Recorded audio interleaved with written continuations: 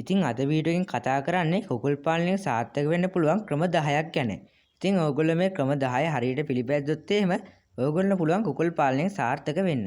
ඉතින් අපි channel එකේ කලින් කරපු හැම වීඩියෝ එකකම වගේ මේ කුකුල් පාලනයෙන් සාර්ථක වෙන්න පුළුවන් එක රහසක් හරි අපි කියලා දෙනවා. ඉතින් මේ විදිහට ඒ කරුණු අහලා ඉවර වෙලා හරියට කරවුවොත් එහෙම ඕගොල්ලෝ පුළුවන් සාර්ථක වෙන්න. ඒ වගේම මේ විදිහට සාර්ථක වෙච්ච කට්ටියත් අපිට කමෙන්ට් දාලා අපිට ස්තුති කරලා තියෙනවා. ඉතින් වැඩි කතා නොකර අද අපි යමු අපේ වීඩියෝ එකට.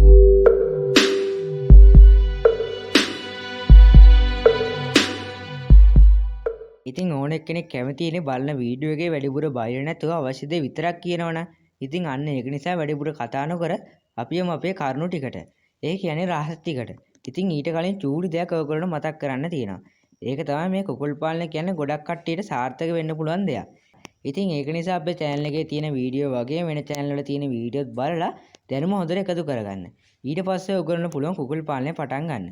ඉතින් වැඩි කතා නොකර අපි යමු අපේ රහස් ටිකට. පළවෙනි රහස තමයි නිදි සැලසුම් කිරීම. ඉතින් ඔයගොල්ලෝ වැඩිපුර දෙයක් මේක විස්තර කරන්න නැහැ. ඒ වුණාට ඔයගොල්ලෝනේ කියන්න දෙයක් තියෙනවා. ඒ කියන්නේ මේ නිදි සැලසුම් කිරීම කියන්නේ ඔයගොල්ලෝ අනිවාර්යයෙන්ම මේකට සැලසුම් කරන්න ඕනේ. ඒ කියන්නේ කුකුල් පාලනය පටන් ගන්නව නම් ආවට ගියාට පටන් ගන්නේ නැතුව පොඩ්ඩක් හිතලා බලලා පටන් ගන්න ඕනේ. ඔයාලා ගන්නේ මොන කුකුල් වර්ගයක්ද? බිත්තර වලටද ගන්නෙ නැත්නම් මස් වලටද ගන්නෙ? කොයි හරියද කූඩුව හදන්නේ? සත්තු කීයක් ගේනවද? මේ වගේ දේවල් පොඩ්ඩක් හිතලා බලන්න ඕනේ. එක පාඩම කුකුල් කූඩුවක් කදලි වල පැටව ටිකක් ගෙනල්ලා දැම්මොත් එහෙම ඕගොල්ලෝනේ ඉදිරියට කරන්න දෙයක් නැති වෙනවා. ඒ කියන්නේ ඉදිරියට කරන්න දෙයක් හිතා ගන්න බැරි වෙනවා. මොකද ඔයා කලින් සැලසුම් කරලා නැති හින්දා. පොඩ්ඩක් ඔයා කරන්න කලින් පොඩ්ඩක් හොඳට හිතලා බලන්න. නැත්තම් ඕගොල්ලන්ට වෙන්නේ මේ කුකුල් පාලනය අතෑරලා දාලා නිකන් බලාගෙන ඉන්න විතරයි. ඉතින් මේකට ඕගොල්ලන්ට කරන්න පුළුවන් YouTube එකේ තියෙන වීඩියෝ වගේම පොත්පත් කියවලා වගේම වැඩමුළු වලට සම්බන්ධ වෙලා හොඳ අදහස් ටිකක් ගන්න පුළුවන්. ඒ වගේම ඕගොල්ලන්ට පුළුවන් ඕගොල්ලෝගේ ගෙවල් ගාව තියෙන කුකුල් පොයිපලක් වගේ නිරීක්ෂණය කරලා ඕගොල්ලෝ හොඳ අත්දැකීම් ටිකක් ලබා ගන්න. එහෙම කරාට පස්සේ ඕගොල්ලෝ හොඳ සැලසුමක් හදාගෙන මේක පටන් ගන්න. අනිවාර්යෙන්ම ඔයාලට සාර්ථක වෙන්න පුළුවන්. දෙවෙනි රහස ගුණාත්මක අභිජනන. ඉතින් මේකෙදි කතා කරන්නේ ගන්න ඕන පැටව වර්ගය. ඉතින් කුකුල් පැටව ගන්නව නම් අනිවාර්යයෙන්ම හොඳ බ්‍රෑන්ඩ් එකක් ගන්න ඕනේ. බ්‍රෑන්ඩ් එකක් කියන්නේ සමාගමකින් ගන්නව නම් ඒ සමාගමේ හොඳ කීර්ති නාමයක් තියෙනවද කියලා බලන්න ඕනේ. මං හිතනවා ඔයගොල්ලන්ට ඒක තේරෙන්නේ නැති කියලා. ඉතින් මොකක් හරි අභිජනනයක් ගන්නකොට අනිවාර්යයෙන්ම බිත්තර වැඩි අභිජනනයක් ගන්න ඕනේ. ඉතින් ගොඩක් දෙමුහුම් කුකුල් වර්ගයක් ගන්නවා නම් ඔයගොල්ලන්ට ඉක්මනින් සාර්ථක වෙන්න පුළුවන්. මොකද ගම් කුකුල් වර්ගයක් වගේ ගත්තොත් එහෙම ඔයගොල්ලන්ට පොඩ්ඩක් අමාරු වෙනවා වැඩි. අන්න ඒක නිසා හොඳ අභිජනනයක් ලබා ගන්න ඔයගොල්ලෝ සැලකිලිමත් වෙන්න ඕනේ. තුන්වෙනි රහස තමයි හොඳ පෝෂණය. ඉතින් මේ ඔක්කොම තිබ්බත් මදි හොඳ පෝෂණයක් නැත්තම්. ඕගොල්ලෝගේ සත්තුන්ට හරියට කෑම වේල ලබා දෙන්නේ නැත්තම් ඕගොල්ලෝගේ සත්තුන්ට මොනවද තිබ්බත් වැඩක් වෙන්නේ නැහැ. මොකද ඔයගොල්ලෝ ලබා දෙන පෝෂණය අනුව තමයි ඔයගොල්ලෝගේ සත්තුන්ගේ බිත්තර නිෂ්පාදනය තීරණය වෙන්නේ. ඔයා හොඳ පෝෂණ මට්ටමක ලබා දෙන ආහාර වේලක් ලබා දුන්නොත් එහෙම අනිවාර්යයෙන්ම ඔයගොල්ලන්ට පුළුවන් හොඳ බිත්තර අස්වැන්න එකට යන්න. ඉතින් මේක ගැන මම කලින් වීඩියෝ කරලා තියෙන නිසා සහ මේක ගැන වැඩිපුර කියන්න ඕනේ නැති නිසා මම මෙතනින් මේ කරුණ අතර කරලා හතරවෙනි රහසට යන්. හතරවෙනි රහස තමයි සනීප ආරක්ෂාව. සනීප ආරක්ෂාව කියන්නේ ඔයගොල්ලෝගේ සත්තුන්ගේ වටපිටාව හොඳින් පිරිසිදු ලබා ගන්න එක. ඉතින් ඒ කියන්නේ මම දැකලා දිනවා ගොඩක් කුකුල් කූඩුවල ඒගොල්ලෝගේ කුකුල් කූඩු ඉතාලම අපිරිසිදුයි. සමහර විට ඒගොල්ලෝගේ අතුරුණුව ඒ කියන්නේ 10 වගේ දේවල් බිමට දානවනේ. අන්න ඒක තෙත් වෙලා. එහෙම වුණොත් එහෙම රෝග වලට මුහුණ දෙන්න සිද්ධ වෙනවා. ඉතින් එහෙම වුණොත් එහෙම ඔයාලට කුකුල් පාලනය එපා වෙලා යනවා. අන්න ඒක නිසා ඔයගොල්ලෝ කුකුල් කූඩු වගේ දේවල් හොඳට පිරිසිදු තබා ගන්න ඕනේ. ඉතින් ඊළඟ තමයි පහ කියන්නේ රෝග කළමනාකරණය. ඉතින් රෝග කළමනාකරණය ඔයගොල්ලෝගේ සත්තුන්ගේ සනීප ආරක්ෂාව ළඟින් යන දෙයක්. හරියට සනීප ආරක්ෂාව තිබ්බේ නැත්නම් අනිවාර්යයෙන්ම ඔයගොල්ලෝගේ සත්තුන්ට රෝග වලට මුහුණ දෙන්න සිද්ධ වෙනවා කියලා මම කලින් කිව්වා. ඔයා සනීප ආරක්ෂාව හරියට තියන් ගියොත් මේ පස්වෙනි කරුණ ගැන හිතන්නවත් ඕනේ නැහැ. ඒක ඉබේම සිද්ධ වෙනවා. ඒ වුණාට ඔයගොල්ලන්ට පුළුවන් තරමින් මේගොල්ලොන්ට විටමින් ටික ලබා දෙන්න ඕනේ. එහෙම වුණොත් ඔයගොල්ලෝගේ සත්තුන්ගේ ප්‍රතිශක්තිකරණය වැඩි වෙලා ඔයගොල්ලෝගේ සත්තුන්ගේ නිරෝගී බව රැකෙනවා. එහෙම වුණොත් එහෙම ඔයගොල්ලොන්ට මේ පස්වෙනි එක ගැන හිතන්නවත් දෙයක් නැහැ. හයවෙනි රහස ප්‍රමාණවත් නිවාස.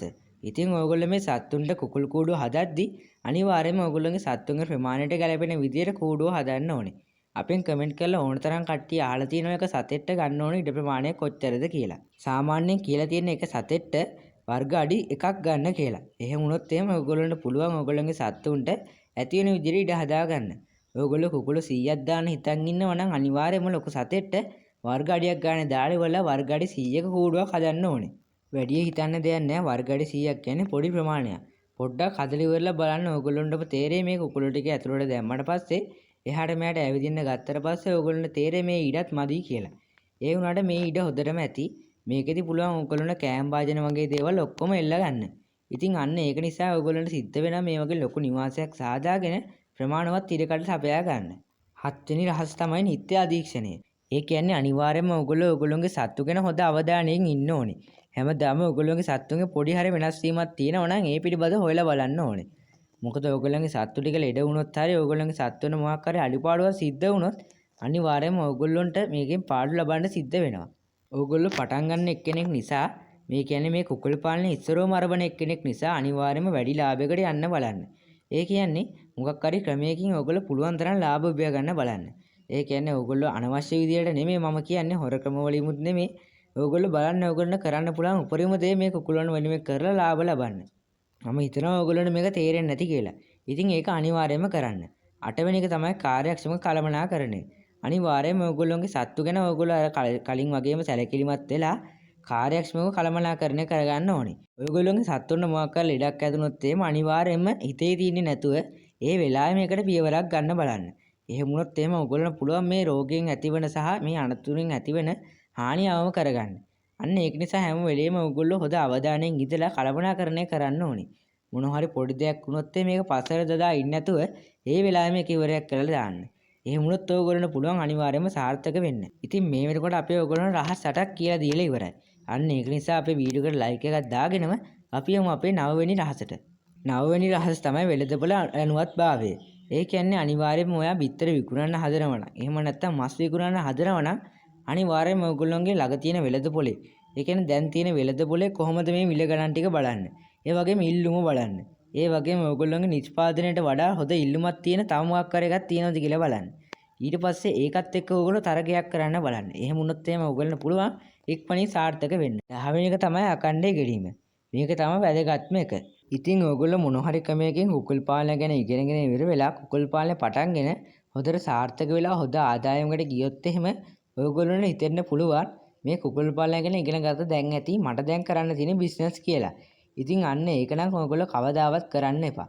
මොකද මේ කුකුල් පාලනය කියන දෙක ඉගෙනගෙන ඉවර කරන්න බෑ. ඉතින් ඔයගොල්ලෝ හැම වෙලේම මේ ගැන අප්ඩේට් එකේ ඉන්න ඕනේ. අලුත් දේවල් ගැන ඉගෙන ගන්න ඕනේ. අන්න එතකොට තමයි ඔයගොල්ලෝ පුළුවන් තවත් සාර්ථක වෙන්න.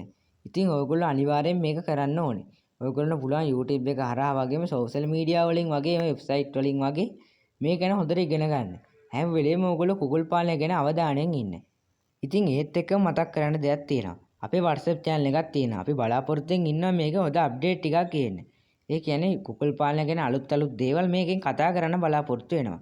අන්න ඒකට join වෙන්න කියලා සාදරයෙන් ඉල්ලනවා. ඉතින් මම ඔයගොල්ලෝ link එක description එකේ වගේම පළවෙනි comment එකේ දාලා තියන්න.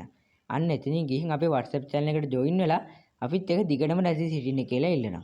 ඉතින් මම හිතනවා මේ වීඩියෝ එකේ ගෙනාවු රහස් 10 ඔයගොල්ලන්ට වැදගත් වෙන්නේ නැති කියලා. ඉතින් කලින් කිව්වා වගේම අපේ channel එකට අලුත් කෙනෙක් නම් ඔයා අපිව subscribe කරලා අපිත් එක්ක එකතු වෙන්න කියලා ආදරයෙන් ඉල්ලනවා. ඒ වගේම වීඩියෝ එක හොඳයි නම් like එකක් දාන්න. ඉතින් ඒ වගේම යාළුවෝ අතර share කරගත්තොත් එහෙම තමයි අපිට මේ වගේ වීඩියෝ එකක් දාන්න ආසාවක් හිතෙන්නේ. ඉතින් මෙතන ඩිස්ප්ලේ වෙන වීඩියෝ දෙකක් බලන්න. ඔයගොල්ලෝ මොන හරි දෙයක් එකතු කරගන්න පුළුවන්. ඉතින් මේ වගේ සුපිරි වීඩියෝ එකකින් හම්බෙන එක ඔයගොල්ලොන්ට ජය වේවා. අනිවාර්යයෙන්ම මේ රහස් ටික කරලා බලන්න. හරි ගියොත් පහලින් කමෙන්ට් එකක් දාන්න.